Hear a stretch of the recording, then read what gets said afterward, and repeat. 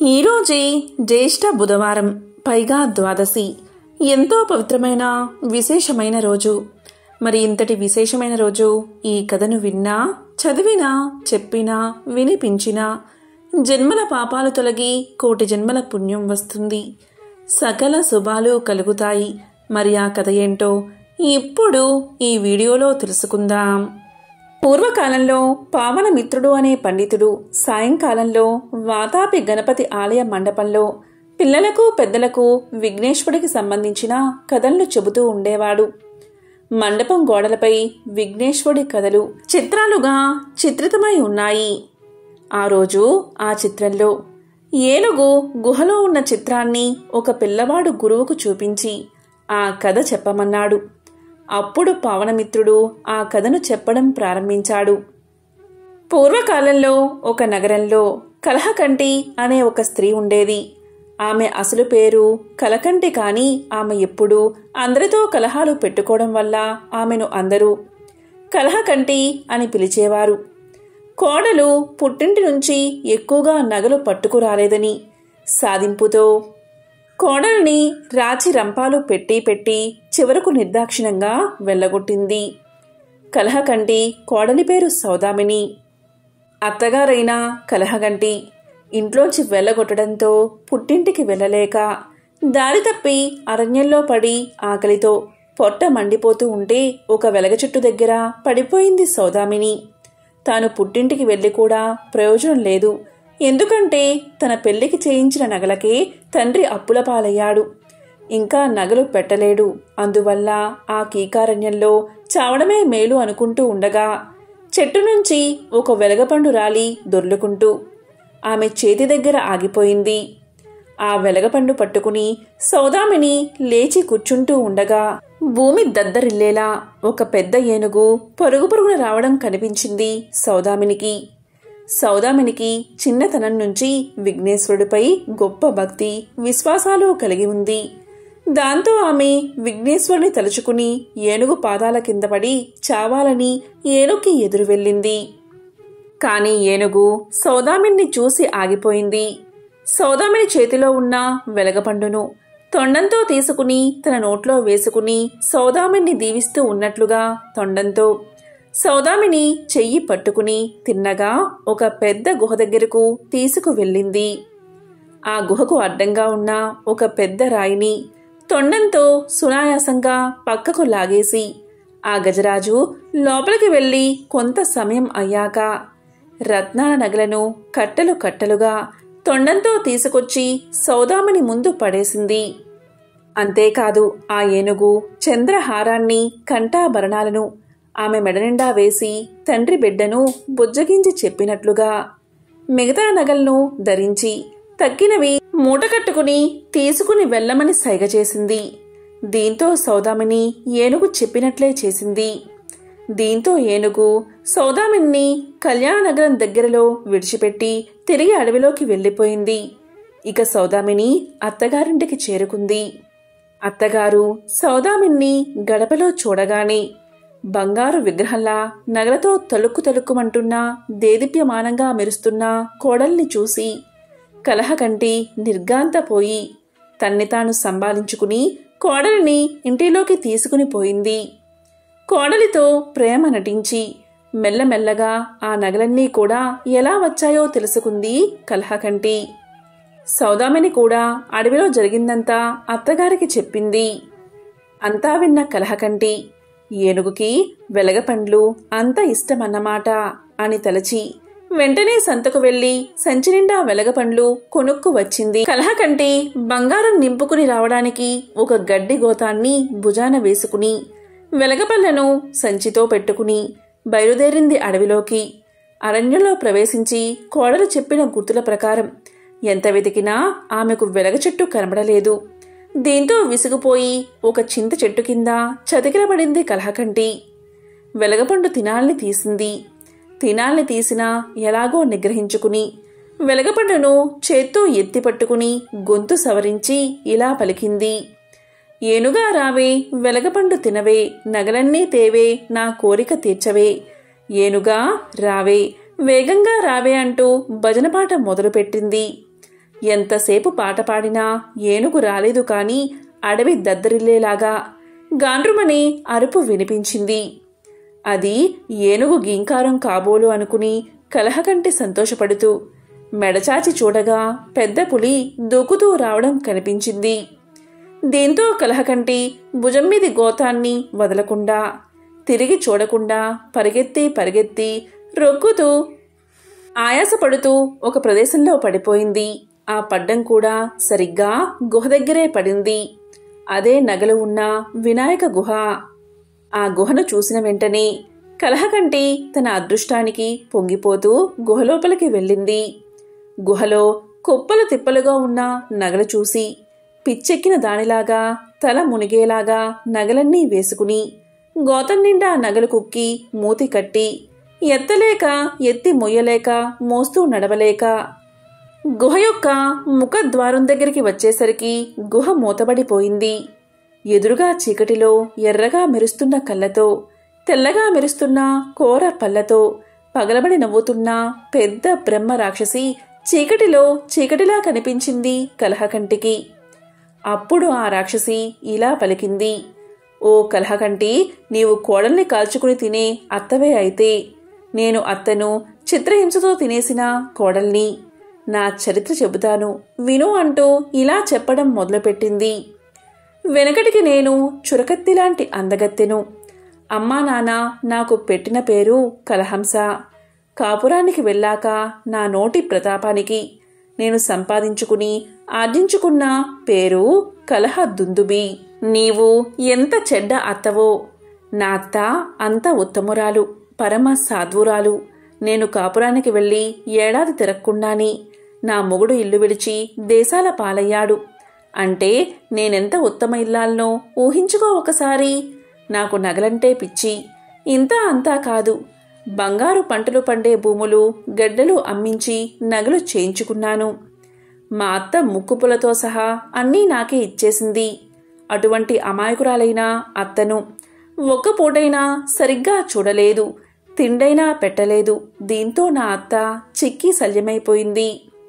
ఆ వృద్ధురాలి చేత ఇంటి పనులు చేయించుకునేదాన్ని. చివరికి నా అత్తామామ విసిగిపోయి వాతాపి క్షేత్రంలోని విఘ్నేశ్వరుని దర్శించి అక్కడే కన్ను ముద్దామని బయలుదేరారు. నా అత్త చేతిలో ఉన్న చిన్న మూట చూసి నేను అదేమిటి అని అడగ్గా దాన్ని లాక్కోవడంలో ఆవిడ తూలి పడిపోయి ఆయాసంతో రొప్పుతూ కన్ను మూసింది. అంతవరకు ఎంతో సహనంతో నా అత్యాచారాలన్నీ చూస్తూ పల్లెత్తు మాట అన్నీ నా మామగారు. ఆపలేని దుఃఖంతో పైకి పొంగిన కోపంతో ఇలా పలికారు. పాపిష్టిదానా, నువ్వు నా కోడలు అయిపోయావు. లేకుంటే శపించేవాడిని. ఎప్పటికైనా మా ఒక్క కొడుకు తిరిగి వస్తాడని, నువ్వు అతన్ని సుఖపెట్టగలవని ఆశతో అన్నీ సహించాము. కడసారి కోరుతున్నాను, వాడు వస్తే సరిగ్గా చూడు అని చెప్తూ అలాగే ప్రాణాలు విడిచి భార్యతో సగమనం చేశాడు. అదే సమయంలో ఒక సన్యాసి అక్కడికి వచ్చాడు. మా అత్తామామల మృతదేహాల దగ్గర ఉన్న మూటను తీసి విప్పాడు. అందులో 2 చిరిగిన బట్టలు తప్ప మరేవీ లేవు. అప్పుడు ఆ సన్యాసి నన్ను వజ్రాల్లాంటి కళ్ళతో కాల్చేసినట్లుగా చూస్తూ నువ్వు బ్రహ్మ రాక్షసిగా పుడతావు అని శపించాడు.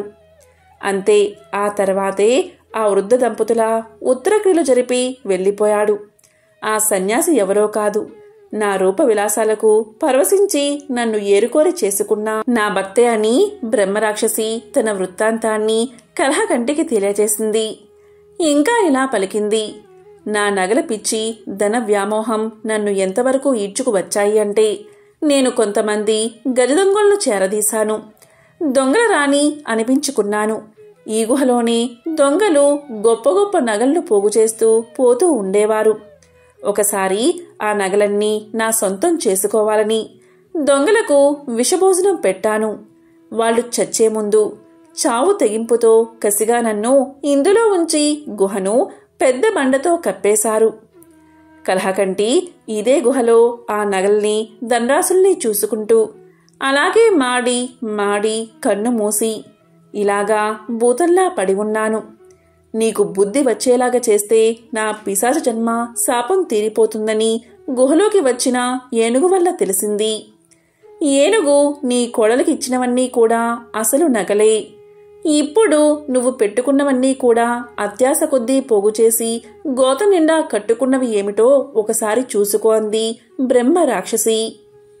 అప్పుడు కలహకంటి భుజాన్ని ఎత్తుకున్న గోతాన్ని విప్పదీసి చూస్తే దాంట్లో నుంచి పాములు, కొండ చెరువులు, తేళ్లు, జర్రులు ఊడిపడుతూ జరాజరా గుహ నలుమూలకు పాకాయి. ఒంటిమీద పాములు పాకుతూ ఉంటే బెంబేలు పడిపోతున్న కలహకంటిని చూసి గుహ మారు మోగిపోతూ ఉండగా బ్రహ్మ రాక్షసి పకపకా నవ్వుతూ, నువ్వు కోడల్ని కాల్చుకు తినే కలహకంటివి, నేను అత్తామామలా ఉసిరిపోసుకున్న కలహ దుందుబుని. ఉత్తమురాలైన నీ కోడల్ని మంచిగా చూసుకుంటే సరే, లేదా నీవు బ్రహ్మ రాక్షసిగా పొడ్డం ఖాయమని చెప్పింది ఆ రాక్షసి. విన్నావా కలహకంటి అని చెప్పింది. అప్పుడు కలహకంటి లెక్కలు వేసుకుని రాక్షసుడికి దండం పెట్టి, బుద్ధి వచ్చింది, కోడల్ని పువ్వులాగా చూసుకుంటాను, గుహ నుంచి నన్ను బయటకు పంపించు అని పలికింది. దయచేసి నన్ను అరణ్యం దాటించు అని మొరపెట్టుకున్నది. ఇక బ్రహ్మ రాక్షసి కలహకంటిని అడవి దాటించి నీ ఇంటికి చేరుకున్నాక మాట తప్పితే బ్రహ్మ రాక్షసివై పుడతావు అని హెచ్చరించింది. ఇక కలహకంటి బతుకు జీవుడా అని ఇంటికి చేరుకుని కోడలితో మన్నించమని వేడుకుంది. ఇక కొడుకు కోడలు చిలకా గోరింకలాగా ఉంటే చూసి సంతోషించింది. తన అత్త పరివర్తనకు కారణం విఘ్నేశ్వరుడి కటాక్షమని సౌదామిని ఎంతో సంతోషించింది. కలహకంటి తిరిగి కలకంటగా మారింది. ఆమె ప్రవర్తనలో చాలా మార్పు వచ్చింది అని పావనమిత్రుడు అలా కథను ముగించి, పిల్లలు ఏనుగులాగా వచ్చింది ఎవరో మీరు చెప్పగలరా అని అడిగాడు. దానికి పిల్లలే కాకుండా పెద్దలు కూడా ఆనంద ఉత్సాహాలతో గొంతెత్తి విఘ్నేశ్వరుడు మన విఘ్నేశ్వరుడే అని ప్రసాదం తీసుకుని ఇంటికి చేరుకున్నారు. ఈ సందర్భంగా వినాయకుడికి సంబంధించిన మరొక విశేషమైన కథను ఇప్పుడు ఈ వీడియోలో తెలుసుకుందాం. వినాయకుడు అంటేనే జ్ఞానానికి ప్రతిరూపం, సకల సద్గుణాలకు ప్రతిబింబం. అలాంటి గణేశుని ముందే అహంకారాన్ని ప్రదర్శిస్తే, తన హోదాను చూపించి చిన్న బుచ్చాలి అనుకుంటే ఏం ఫలితం ఉంటుందో ఇప్పుడు తెలుసుకుందాం. సంపదకు అధిపతి అయిన కుబేరుడికి ఒకసారి తన వైభోగాన్నంతా దేవతలకు ప్రదర్శించాలి అన్న కోరిక కలిగింది. అందుకోసం అంగరంగ వైభోగంగా ఒక విందును ఏర్పాటు చేశాడు. దానికి 3,000,000 దేవతలను పిలవడం మొదలుపెట్టాడు. ఆ విధంగా శివుణ్ణి కూడా తన విందుకు ఆహ్వానించేందుకు కైలాసాన్ని చేరుకున్నాడు కుబేరుడు. అక్కడ కొలువై ఉన్న శివపార్వతులను దర్శించుకుని వారిని తన విందుకు రమ్మని ఆహ్వానించాడు. కుబేరుడి వాలకం, అతని మాటతీరు గమనించిన శివపార్వతులకు అతని ఆహ్వానం వెనుక ఉన్న దర్పం అర్థమైనది.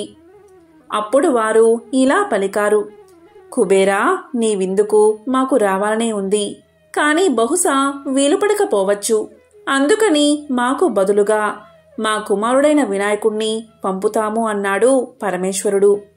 ఆ మాటలకు కుబేరుడు కొంత నిరాశ చెందినా, గణేశుడు కూడా శివుడి ప్రతినిధే కాబట్టి ఆయన ముందు తన అలకాపురి వైభవాన్నంతా ప్రదర్శించాలి అనుకున్నాడు. తీరా విందు రోజు రానే వచ్చింది. ఒక్కొక్కరుగా దేవతలంతా కుబేరుడి రాజధాని అలకాపురికి చేరుకుంటున్నారు. వారికి తన రాజ్యంలోని సంపదనంతా చూపించి మురిసిపోతున్నాడు కుబేరుడు. ఆ సమయంలో గణేశుడు అలకాపురిలో ప్రవేశించాడు. గణేశుణ్ణి చూసిన కుబేరుడు ఆయన్ని సకల మర్యాదలతో ఆహ్వానించి తానే దగ్గరుండి మరీ తన వైభవాన్ని చూపించడం మొదలుపెట్టాడు. ఇంతలో విందు మొదలైనది. విందు కోసం తయారు చేసిన వందలాది భక్షలను చూడ్డంతోటే ఆహ్వానితుల కడుపు నిండిపోతుంది. కాని వినాయకుడి మాత్రం తన ముందున్న ఆహారాన్ని చిటికెలో పూర్తి చేసి పారేశాడు. ఆపై తనకి ఎంత వడ్డిస్తే అంత ఆహారాన్ని కళ్ళు మూసి తెరిచేంతలో ఆరగించడం మొదలుపెట్టాడు. వినాయకుడికి మరింత ఆహారాన్ని అందించేందుకు సేవకులంతా అటూ ఇటూ పరుగులు పెట్టడం మొదలుపెట్టారు. వందలాది మంది కోసం వండిన ఆహారమంతా వినాయకుడి ఆకలిని తీర్చలేకపోయింది. రాజ్యంలో ఎక్కడెక్కడ ఉన్న ఆహారాన్ని తీసుకువచ్చి వడ్డించినా ఉపయోగం లేకుండా పోయింది. 3,000,000 దేవతల సాక్షిగా కుబేరుడు వినాయకుడి ఆకలిని తీర్చలేక నిస్సహాయంగా నిల్చుండిపోయాడు. ఆకలి తీరని వినాయకుడు మాత్రం తన ముందు ఏది కనిపిస్తే దాన్ని గుడ్డుకు మనిపించడం మొదలుపెట్టాడు. పరిస్థితి ఇలాగే కొనసాగితే తన అలకాపురి రాజ్యం మొత్తం వినాయకుడి ఆకలికి ఆజ్యమైపోతుందని అర్థమైపోయింది కుబేరుడికి. వెంటనే పరిగెత్తుకుంటూ కైలాసానికి చేరుకున్నాడు. జరిగిందంతా శివుడికి వివరించి శరణు వేడుకున్నాడు కుబేరుడు. నాకు బుద్ధి వచ్చింది. ముల్లోకాలకు అధిపతివైన నీ ముందే నా దర్పాన్ని ప్రదర్శించాలి అనుకున్నాను. ఇప్పుడు నా అస్తిత్వానికే ముప్పు వచ్చింది. దయవుంచి నన్ను రక్షించు ప్రభు అంటూ సాగిలపడ్డాడు కుబేరుడు. కుబేరుడి బేల మాటలు విన్న శివుడు చిరునవ్వుతో ఇలా పలికాడు. భక్తి వినయాలతో ఒక గుప్పెడు మెతుకులను గణేశుడికి అర్పించినా అతని ఆకలి తీరుతుంది. దర్పంతో తన కడుపు నింపాలి అనుకుంటే మాత్రం సాధ్యం కాదు అంటూ ఒక గుప్పెడు మెతుకులను కుబేరుడి చేతిలో వేశాడు శివుడు. పరమేశ్వరుడు అందించిన ఆ గుప్పెడు మెతుకులను చేతపట్టుకుని పరుగు పరుగున అలకాపురికి చేరుకున్నాడు కుబేరుడు. అక్కడ తన ఆకలితో ఏకంగా అలకాపురిని భక్షించేందుకు సిద్ధంగా ఉన్న వినాయకుడికి చేతులు జోడించి శివుడు అందించిన గుప్పెడు మెతుకులను ప్రసాదంగా అర్పించాడు. ఆ గుప్పెడు మెతుకులతో వినాయకుడి ఆకలి తీరిపోయింది. గణేశుడి ఆకలితో చిన్న భిన్నమైపోయిన తన రాజ్యాన్ని, చిన్నబోయిన తన పరివారాన్ని చూసుకుని కుబేరుడు స్థానువై ఉండిపోగా వినాయకుడు మాత్రం బొజ్జను చూసుకుంటూ తడుముకుంటూ చిరునవ్వుతో కైలాసానికి బయలుదేరాడు. ఎంతటి వారికైనా గర్వం పనికిరాదు అన్న నీతి ఈ కథలో కనిపిస్తుంది. అంతేకాదు, దర్పంతో కాకుండా భక్తితోనే ఆ గణపతి మనసుని జయించగలము అన్న బోధ కూడా వినిపిస్తుంది. గణపతి మోదక ప్రియుడు. కుడుములు, ఉండ్రాళ్ళు, మోదకాలను స్వామివారికి నివేదిస్తూ ఉంటారు. లోక ఖ్యాతి గడించిన వినాయకుడిని లడ్డుక ప్రియ అని గణేశ పురాణము చెప్తుంది.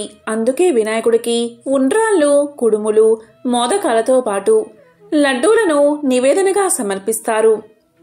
ముదాకరార్థ మోదకం సదా విముక్తి సాధకమని గణేశ పంచరత్న స్తోత్రంలో గజానన్ని స్తుతించారు ఆదిశంకరాచార్యులు. మోదకాలను నైవేద్యంగా పెట్టగానే ఆనందించే దైవమా అని కీర్తించారు. గణపతికి ఇష్టమైన కుడుముల గురించి పురాణాల్లో ఒక కథ ప్రచారంలో ఉంది. ఒకసారి బాల గణపతితో కలిసి శివపార్వతులు అడవిలో సంచరిస్తూ ఉంటారు. ఆ సమయంలో గణేశుడికి తీవ్రమైన ఆకలి వేస్తుంది.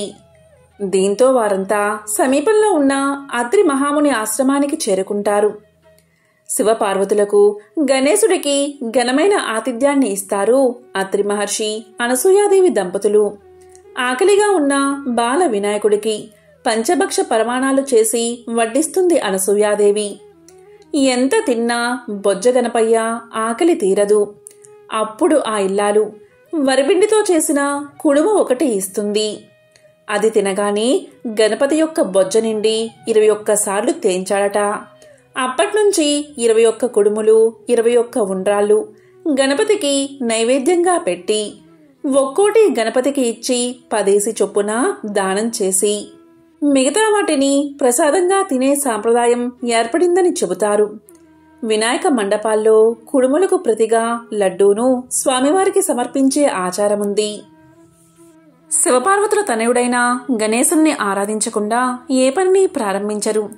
ఏ శుభ సందర్భంలో అయినా గణనాథుణ్ణి ఆరాధిస్తారు. విఘ్నేశ్వరుడు జ్ఞానాన్ని ప్రసాదిస్తాడు, ఆటంకాలను తొలగిస్తాడని ప్రగాఢ విశ్వాసం. ఒక వ్యక్తి ఎంత సంపదను కలిగి ఉన్నప్పటికీ తెలివితేటలు లేకుంటే ఆ సంపదను ఎప్పటికీ సద్వినియోగం చేసుకోలేడు. ఏ వ్యక్తి అయినా తెలివితేటలు, వివేకం కలిగి ఉండడం చాలా ముఖ్యం అనడానికి కారణమదే. ఈ 2 లక్షణాలు ఉన్న వ్యక్తి మాత్రమే డబ్బు అసలు ప్రాముఖ్యతను అర్థం చేసుకోగలడు. అందుకే జ్ఞానం, సంపద కోసం గణేశుడు, లక్ష్మీదేవిని కలిపి పూజిస్తారు. శాస్త్రాల ప్రకారం లక్ష్మీదేవి సంపద శ్రేయస్సుకు చిహ్నంగా పేర్కొంటారు. అయితే సంపద శ్రేయస్సుకు కారణం తానే అంటూ లక్ష్మీదేవిలో ఒక రకమైన గర్వం ఏర్పడిందట. దాంతో మహావిష్ణువు ఆ గర్వాన్ని తొలగించాలని అనుకున్నాడట. అందులో భాగంగా ఇలా పలికాడు. లక్ష్మి, శ్రద్ధగా విను. ఏ స్త్రీ అయినా తల్లి అయ్యేంత వరకు సంపూర్ణ స్త్రీ కాదు అని అనగా, లక్ష్మీదేవికి సంతానం లేకపోవడంతో మహావిష్ణువు చెప్పిన మాటలు విని నిరాశకు గురవుతుంది లక్ష్మీదేవి. ఈ క్రమంలోనే తనకు సహాయం చెయ్యాలంటే పార్వతీదేవి చెంతకు చేరుతుంది. పార్వతీదేవికి 2 కుమారులు, కుమారస్వామి, గణేశుడు. లక్ష్మీదేవి తన బాధను పార్వతీ అమ్మవారికి వివరిస్తుంది. దాంతో లక్ష్మీదేవి బాధను అర్థం చేసుకున్న పార్వతీ అమ్మవారు తన కుమారుల్లో ఒకరిని దత్తత తీసుకునేందుకు అంగీకరిస్తుంది. అయితే లక్ష్మీదేవి ఒకే చోట ఎప్పుడూ ఉండదని పార్వతీదేవికి తెలుసు. ఆ కారణంగా తన బిడ్డను సరిగ్గా చూసుకుంటుందో లేదో అనే అనుమానం ఉండేది. అయితే లక్ష్మీదేవి బాధను అర్థం చేసుకుని తన కుమారుడైన వినాయకుణ్ణి లక్ష్మీదేవికి దత్తత ఇచ్చింది. అమ్మవారు పార్వతీదేవి కొడుకైన వినాయకుడిని దత్తత తీసుకోవడంతో ఎంతో ఆనందం చెందింది. గణేశుణ్ణి చాలా జాగ్రత్తగా చూసుకుంటానని అమ్మవారికి మాట ఇచ్చింది. ఈ ప్రకారం ఎవరైనా ఆనందం, శ్రేయస్సు, సంపద కోసం లక్ష్మీదేవిని పూజించేవారు ముందుగా వినాయకుణ్ణి తప్పనిసరిగా పూజించాలి. ఏదైనా శుభకార్యం కోసం లక్ష్మీదేవిని పూజించే ముందు గణేశుణ్ణి పూజించిన తర్వాతే అమ్మవారిని పూజించాల్సి ఉంటుంది. అప్పుడే అమ్మవారు సంతోషించి ఆ కుటుంబంలో సిరి సంపదలు కురిపిస్తుంది. పూర్వకాలంలో రఘువంశపు రాజైన దిలీపునికి చాలా కాలం వరకు సంతానం కలగలేదు. అప్పుడు దిలీపుడు తన అర్ధాంగి అయిన సుదక్షిణాదేవితో సహా సద్గురు దర్శనం కోసం వశిష్ఠ మహర్షి ఆశ్రమానికి చేరుకున్నాడు. తనకు గల బాధను వశిష్ఠ మహర్షికి చెప్పాడు. అప్పుడు 1 నిమిషం ధ్యానం చేసి వశిష్ఠుల వారు ఇలా అన్నారు. నాయనా, నీవొకసారి దేవేంద్ర లోకం వెళ్ళి తిరిగి వస్తున్నప్పుడు కల్పవృక్ష ఛాయలో ఉన్న కామధేనువును గమనించలేదు. గోవు కనబడగానే నమస్కారం చేసి ప్రదక్షిణం చెయ్యాలి. ఇక కామధేనువు మాట వేరే చెప్పాలా? సర్వధర్మాలు తెలిసిన నీవు అప్పుడు ఋతుస్నాత అయిన నీ భార్య దగ్గర ఉండాలి అన్న ధర్మాన్ని పాటించే తొందరలో వేగంగా నీ మందిరానికి చేరుకుందామని వస్తూ ఉన్నావు. ఆ కారణంగా నీవు ఆ కామధేనువును గమనించకై వచ్చేశావు. నీచే పూజ వ్యతిక్రమం జరిగింది. పూజలను గుర్తించకపోవడం శ్రేయస్సుకు భంగకరం కదా. అప్పుడు కామధేనువు, రాజా, నన్ను పూజించకని తొందరలో ఉండి వెళ్ళిపోతున్నావు. నా సంతానమును సేవించినా కాని నీకు సంతానం కలగదు అని చెప్పింది. కాని రథవేగం వల్ల వాయుధ్వని కారణంగా నీకు కాని నీ సారథికి కాని ఆ కామధేనువు చెప్పిన మాటలు వినబడలేదు. నాయనా, తెలిసి చేసినా తెలియక చేసినా కర్మఫలాన్ని అనుభవించక తప్పదు.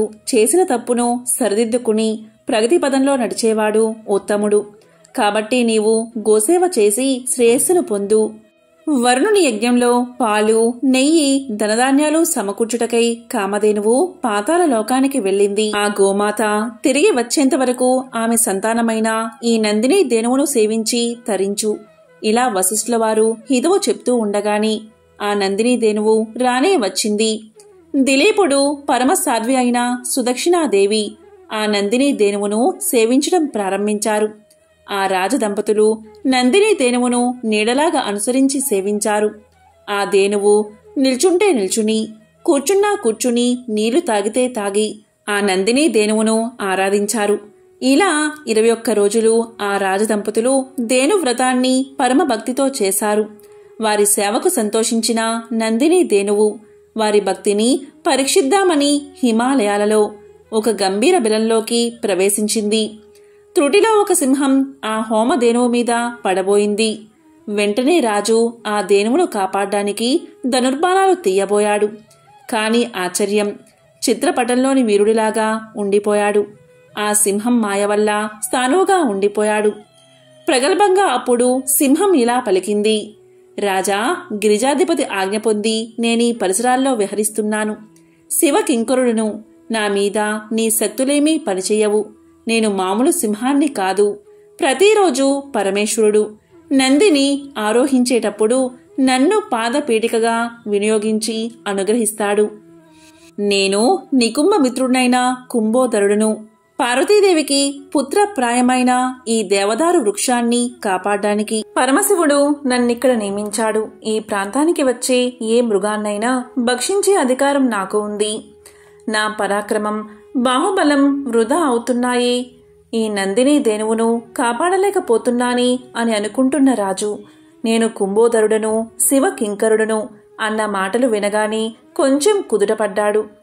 భగవత్ శక్తి ముందు మానవ శక్తి అత్య అల్పమే కదా అని అనుకున్నాడు.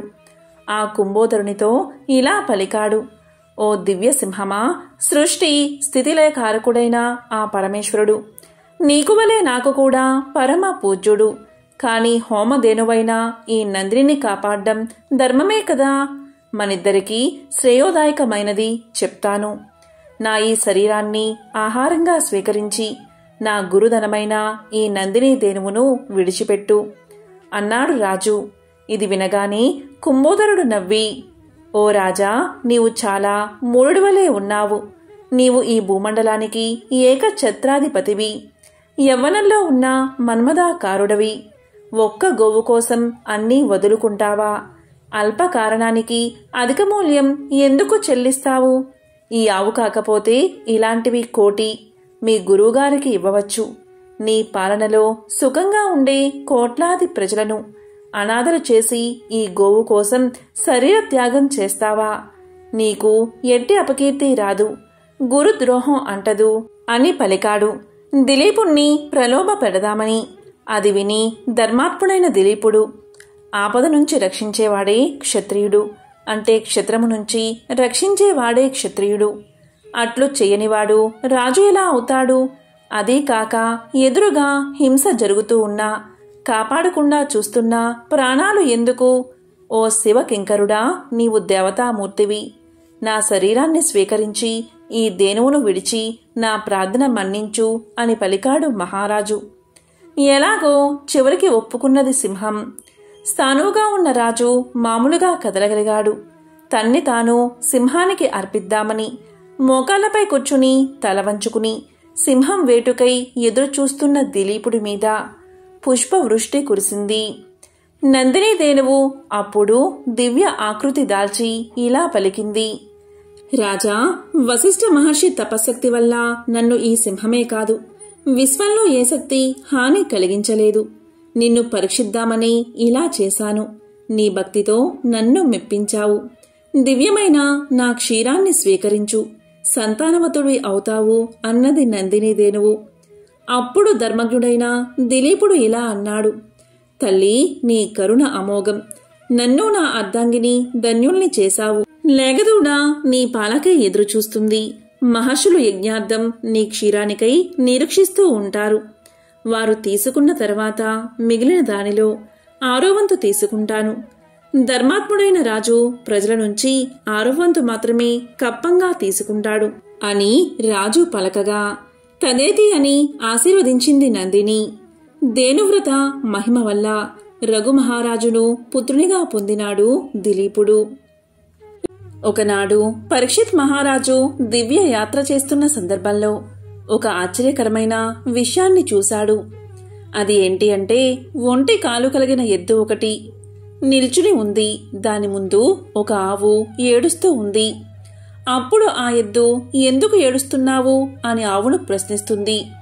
అందుకు ఆవు, నేను ఏడుస్తున్నది నా గురించి కాదు.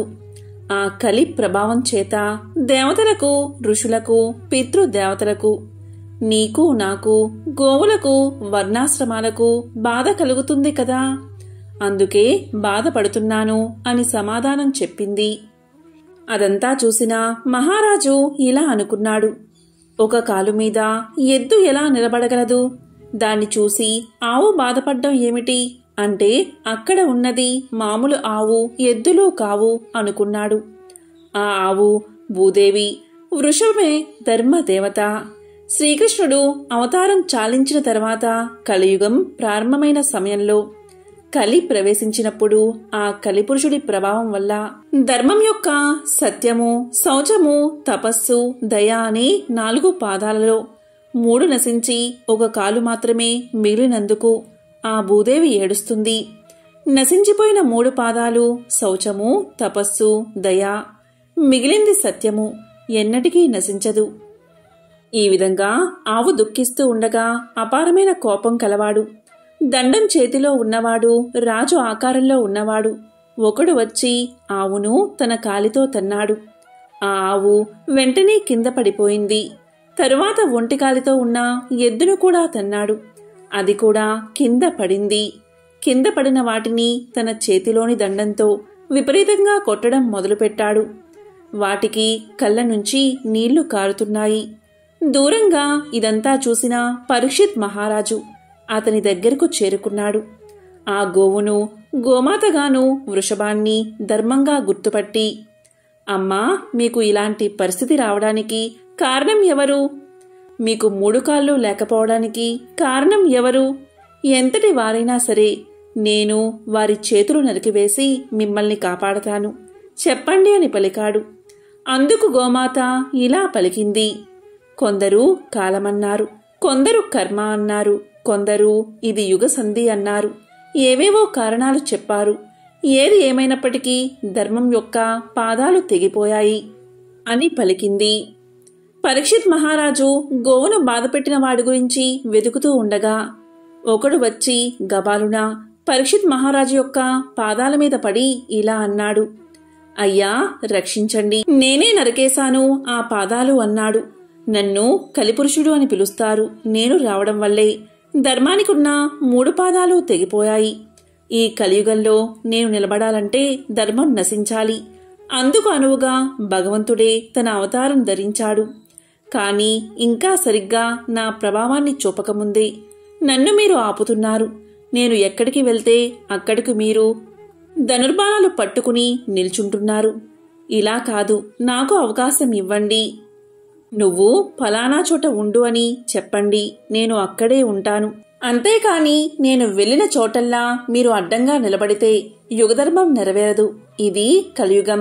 నేను ప్రవేశించి తీరాలి. కాబట్టి నాకు కొన్ని స్థానాలు ఇవ్వండి అని వేడుకున్నాడు.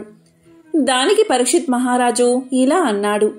నీకు 4 స్థానాలు ఇస్తున్నాను. అక్కడ నీవు ఉండవచ్చు.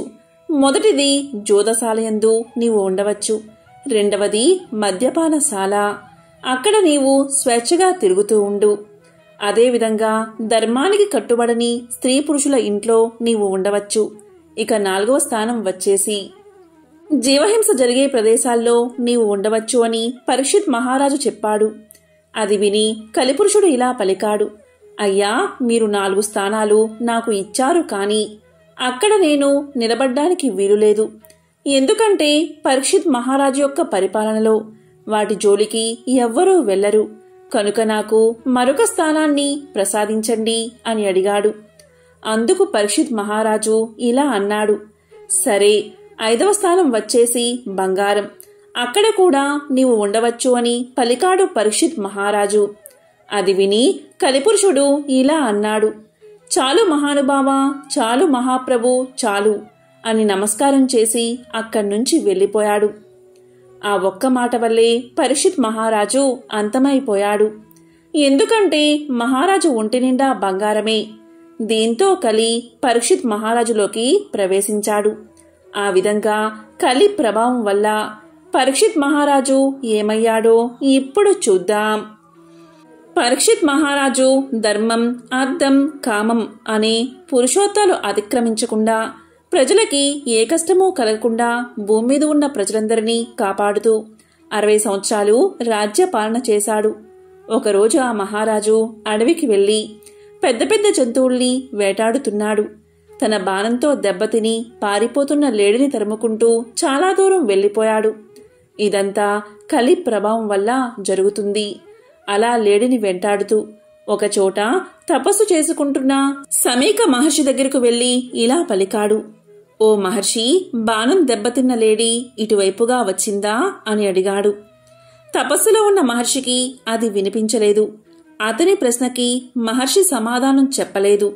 దీంతో పరీక్షిత్ మహారాజుకి మహర్షి మీద కోపం వచ్చి దగ్గరలో చచ్చి పడి ఉన్న ఒక పాముని తన బాణంతో తీసి సమీకుడి మెడలో వేసి వెళ్లిపోయాడు. సమీక మహర్షి కుమారుడు శృంగి తన స్నేహితుడి ద్వారా విషయం తెలుసుకుని నా తండ్రి మెడలో చచ్చిన పామును వేసిన పరీక్షిత్ అనే పేరుగల మహారాజు నేటి నుంచి 7 రోజుల్లో తక్షకుడు అనే పాము విషం వల్ల మరణించుగాక అని శపించాడు. ఇక జరిగిన విషయాన్ని సమీక మహర్షి తెలుసుకుని శృంగిని పిలిచి శాపాన్ని వెనక్కి తీసుకోమన్నాడు. శృంగి శాపాన్ని తిరిగి వెనక్కి తీసుకోవడం తనకు చేతకాదు అన్నాడు. ఇక సమీక మహర్షి గౌర్ముఖుడు అనే పేరుగల శిష్యుణ్ణి పిలిచి పరీక్షిత్ మహారాజు దగ్గరకు వెళ్లి అతనికి శృంగి శాపం గురించి చెప్పి తగిన జాగ్రత్తలు తీసుకోమని చెప్పమన్నాడు. ఇక శిష్యుడు కూడా రాజు దగ్గరకు వెళ్లి గురువుగారు చెప్పమన్నట్లు చెప్పాడు. శృంగి శాపానికి భయపడి మహారాజు తన్ని తాను రక్షించుకోవడానికి చేయవలసిన కార్యక్రమాల గురించి మంత్రులతో సంప్రదించాడు. నేర్పరులైన వడ్రంగులను పిలిపించి ఒంటి స్తంభముతో మేడ కట్టించుకుని రక్షణకు ఏర్పాటు చేసుకుని అక్కడే నివసించసాగాడు పరీక్షిత్ మహారాజు. ఈ విషయం తెలుసుకున్న అక్కడికి వచ్చిన అనేక మంది బ్రహ్మర్షులు మహర్షులతో తనకి 7 రోజులే సమయం ఉందని మోక్షం పొందడానికి ఉపయోగపడే పురాణాలు ఇతిహాసాలు చెప్పించుకుని విన్నాడు మహారాజు. ఈ వార్త తెలిసిన కశ్యప మహర్షి పరీక్షిత్ మహారాజును బతికించాలని బయలుదేరాడు. మహారాజుని తాను బతికిస్తే తన కీర్తి అన్ని వైపులా ప్రసరిస్తుంది. పరీక్షిత్తుని బతికించి తన విద్యలో ఉన్న శక్తిని అందరికీ తెలియచేయాలి అనుకున్నాడు కశ్యపుడు. భూమండలం మొత్తాన్ని రక్షించే ప్రభువుని కాపాడితే ఎక్కువ ధనాన్ని కూడా పొందవచ్చు. అందువల్ల తనకు కీర్తి, ధనము, పుణ్యము కూడా దక్కుతాయి అనుకున్నాడు. వెంటనే పరీక్షిత్ మహారాజు ఉండే హస్తినాపురానికి బయలుదేరాడు. ముసలి బ్రాహ్మణ రూపంతో వెళ్తున్నాడు తక్షకుడు పరీక్షితుణ్ణి కాటు వేయడానికి. వీరిద్దరూ అడవిలో కలుసుకున్నారు. తక్షకుడు ఇలా పలికాడు. మహర్షి ఏ పని మీద వెళ్తున్నారు, ఎక్కడికి వెళ్తున్నారు అని అడిగాడు. దానికి కశ్యపుడు, తక్షకుడు అనే పాము ఈరోజు పరీక్షిత్ మహారాజుని కరుస్తుందని విన్నాను. శత్రువుల్ని తరిమేవాడు, శుభప్రదుడు, సమర్థుడు, మంచి మనస్సు కలవాడు అయిన మహారాజు విషాన్ని పోగొట్టడానికి వెళ్తున్నాను అన్నాడు. దానికి తక్షకుడు, నేనే ఆ తక్షకుణ్ణి. నువ్వు అనుకుంటున్న పని మీదే వెళ్తున్నాను. నువ్వు వేసే మందులు, మంత్రాలు నా మీద పని చెయ్యవు. కావాలంటే నేను ఈ చెట్టును కరిచి ఈ విషంతో దాన్ని కాల్చి బూడిద చేస్తాను చూడు అని తక్షకుడు మర్రి చెట్టును కరిచాడు. తక్షకుడి నుంచి వచ్చిన విషం వల్ల పుట్టిన అగ్నితో ఆ చెట్టు కాలిపోయింది. దాని విశాలమైన ఆకులు, పొడవైన కొమ్మలు కూడా పూర్తిగా కాలి బూడిద అయిపోయాయి. ఇప్పుడు నీ మంత్రం పనిచేస్తుందో లేదో చూసుకో అన్నాడు తక్షకుడు. వెంటనే కశ్యపుడు కాలిన చెట్టు బూడిదని పోగుచేసి తన మంత్రబలంతో దాన్ని మళ్లీ ఇంతకు ముందు ఉన్న చెట్టులా చేశాడు. అది చూసిన తక్షకుడు, మహర్షి, నీ మంత్ర ప్రభావం వల్ల ఈ చెట్టు బతికి ఉండవచ్చు. కాని బ్రాహ్మణుడు, తపస్వి అయిన శృంగి శాపం వల్ల మరణించిన పరీక్షితుడు మాత్రం తిరిగి బతకలేడు. అక్కడికి వెళ్తే నీకు ఎంత సొమ్ము వస్తుందో అంతకంటే ఎక్కువ సొమ్ముని నేను ఇస్తాను. ఇక్కడ్నుంచి నువ్వు తిరిగి వెనక్కి వెళ్ళిపో అన్నాడు తక్షకుడు. కశ్యప మహర్షి తక్షకుడు చెప్పింది విని తన దివ్య దృష్టితో చూసి జరిగేదేమిటో తెలుసుకున్నాడు. పరీక్షితుడికి మరణం తప్పదని అర్థమైంది. తక్షకుడి దగ్గర ధనం తీసుకుని తిరిగి వెళ్లిపోయాడు. కశ్యప మహర్షిని పరీక్షిత్ మహారాజు దగ్గరికి వెళ్లకుండా ఆపాడు తక్షకుడు. తరువాత తక్షకుడు సర్పాలని బ్రాహ్మణ రూపాల్లోకి మారమని, మంచి సువాసనలు వెదజల్లే తాజా పువ్వులని, రుచిగా తీయగా ఉండే పళ్ళని మోదుగా ఆకులతో చేసిన బుట్టలో పెట్టుకుని పరీక్షిత్ మహారాజు ఉంటున్న ఒంటి స్తంభం మేడలోకి వెళ్లమని తాను కూడా అదృశ్య రూపంలో వాళ్ళని అనుసరించాడు. ఇక వేదాలు చదువుతూ లోపలికి వచ్చిన బ్రాహ్మణ యువకులు తెచ్చిన పళ్ళు, పువ్వులు తీసుకున్నాడు మహారాజు. తనకు ఇరువైపులా కూర్చున్న అందరితో ఇలా అన్నాడు. శృంగి మహర్షి శాపమిచ్చి 7 రోజులు గడిచిపోతున్నాయి. సూర్యుడు అస్తమిస్తున్నాడు అని చెబుతూ తన దగ్గర ఉన్న పళ్ళ బుట్టల్ని చూపించి వీటిని అందరికీ పంపండి అని చెప్పాడు. అందరికీ పంచడం అయిపోయాక తాను కూడా ఒక పండును తీసుకున్నాడు. అందులో ముందుగా నల్లగా కనబడి అంతలోనే ఎర్రని రంగులో పాముగా మారి అగ్నిజ్వాలల్లా విషాన్ని చిమ్ముతూ తక్షకుడు బయటకు వచ్చి పరీక్షిత్ మహారాజును కరిచి వెళ్ళిపోయాడు. తక్షకుడి కాటు వల్లే జనమేజయ మహారాజు యొక్క తండ్రి అయిన పరీక్షిత్ మహారాజు మరణించాడు. కాబట్టి బంగారంతో పాటు ఈ 5 స్థానాలలో కలి ప్రభావం ఉంటుంది. ఈ 5 స్థానాల్లో ఎక్కువగా మనం మోహం పెంచుకుంటే మనం నైతికంగా పతనం అవుతాం. ఎంతో పవిత్రమైన విశేషమైన ఈరోజు ఈ కథను విన్నా, చదివినా, చెప్పినా, వినిపించినా జన్మల పాపాలు తొలగి కోటి జన్మల పుణ్యం వస్తుంది. సకల శుభాలు కలుగుతాయి. ఓం గం గణపతియే నమః. ఓం నమః శివాయ. ఓం నమో నారాయణాయ.